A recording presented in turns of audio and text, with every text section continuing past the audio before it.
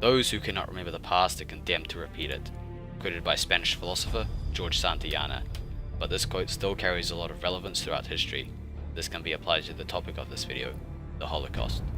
What is considered to be the worst genocide in history doesn't have seemed to stop humans from murdering one another in great quantities over ethnic reasons.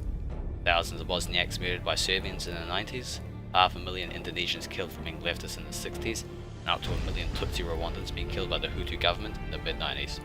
All these purges have one thing in common: the organised killing of a certain group of people for no other reason than their ethnic, religious or political beliefs, and ignorance plays a big part in an event like this.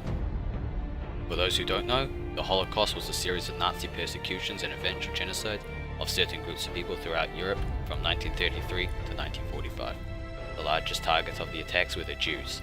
An estimated 6 million were killed during this period. Other groups included communists, the disabled, gypsies, homosexuals, or anyone that Nazis considered to be subhuman. The way the Nazis dealt with people they believed to be unfit was either rounding them up in ghettos or sending them to one of the 7 concentration camps in the occupied East.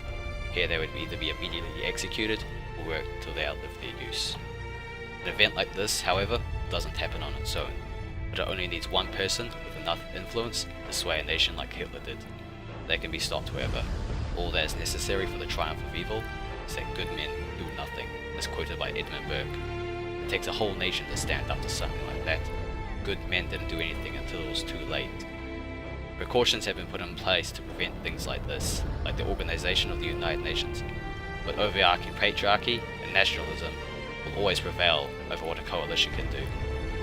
Thankfully, nothing that big has happened since, but murder and prejudice still happen today. It is imperative that we do not forget an event like this, that we carry the slogan, "Never again" with meaning, and stand together as people, as nations, to prevent atrocities like this ever happening again.